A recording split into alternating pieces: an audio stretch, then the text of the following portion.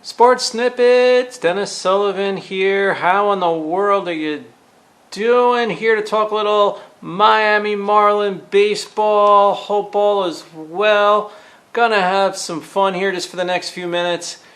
Provide a little bit of an update, if you will, regarding the Miami Marlins, who, as we all recall, started the season at 1-6, but have since turned it around. So before we get started on this, if you do like the content, this particular video, go ahead, hit that thumbs up. Also consider subscribing to my channel, Sports Snippets with Dennis Sullivan. Hit that notification bell for future videos. So guys, let's get started right now into the current state of things, state of matters for the Marlins, who, as mentioned at the beginning, would get off to a very, very disappointing start this season.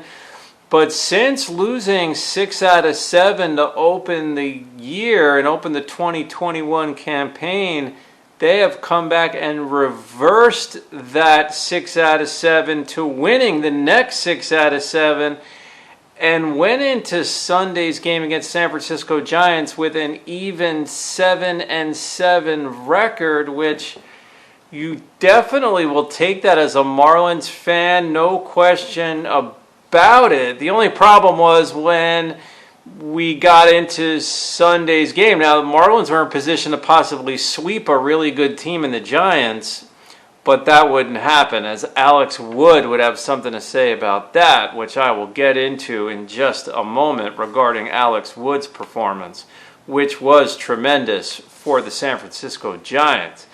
Now, the big story for the Marlins, there were some positives. So you had a loss on Sunday, day off on Monday, right? And looking at the immediate schedule, by the way, guys, there's like no days off in sight, at least not the rest of the week.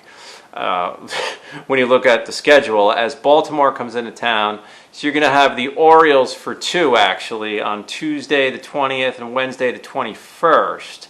That's 2 home games against Baltimore Orioles. Then Thursday through Sunday, 22nd, 23rd, 24th, 25th, the Marlins then will play the Giants again, a 4-game series, but this time out in San Francisco. So that will not be easy under any stretch of the imagination. Now, the story for the Marlins on Sunday, however, was Pablo Lopez, who really had it going. He had a career-high 9 strikeouts, would pitch 6 innings, scatters 6 hits, allowed a run. It was actually even an unearned run. And Pablo Lopez looked really, really good, guys. And they were saying in the post-game discussion about how his changeup was working for him, and his changeup was on, and he did a heck of a job with using the changeup effectively, and that really helped set up the batters the way he wanted to set them up. Giants really couldn't really make much of anything offensively. They had a couple of extra base hits from Brandon Belt had a double. He would go 1 for 3. Mike Yastrzemski would have a double as well. He would go 1 for 5. As you may recall, Mike Yastrzemski, he is the grandson of Hall of Famer Carl Yastrzemski. Very interesting. And he's a good player, is Mike Yastrzemski. Tommy La Stella would score the only Giant run on an RBI hit from Alex Dickerson, and that's all they needed, as the Giants, get this, the Giants would pitch 4 perfect. Now let's get into the pitching breakdown for the Giants. As I mentioned, Alex Wood, but they would have 4 perfect innings pitched from their bullpen. An inning each from Jose Alvarez, Camilo Doval, Caleb Barajar, and Tyler Rogers. No hits, no walks from either of those guys. All 4 of them coming out of the bullpen. Doval and Barajar each had 2 strikeouts, while Alvarez had a strikeout. Tyler Rogers would get the save. He did not have any strikeouts, but he picked a perfect 9th to earn the save. Alex Wood for the Giants, making his debut start 2021. He was fantastic, guys. The lefty was watching this Sunday afternoon. He was phenomenal, I thought. He pitched 5 He went 5 innings. He scattered only 3 hits. And now those are the only base runners he allowed. So 3 hits, no walks, struck out 4. That was a tremendous performance by Alex Wood. You may recall him from the Los Angeles Dodgers. Giants got a nice team this year. Gabe Kapler, the manager, doing a fine job with the team. With the win, the Giants moved to 9-6.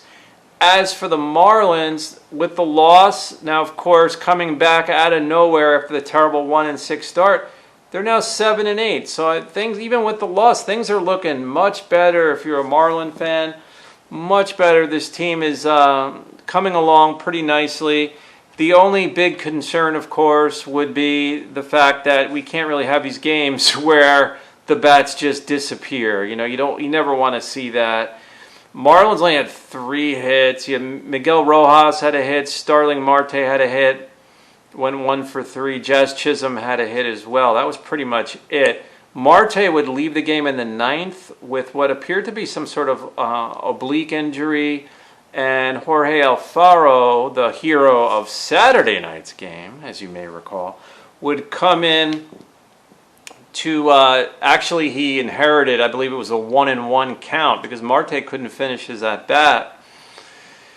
And he would not get a hit though, Alfaro. So the game would end. That's how the game would end. So of course you got to hope the best for Marte. Hope it's not a serious injury. Hopefully he will not miss too much time at all.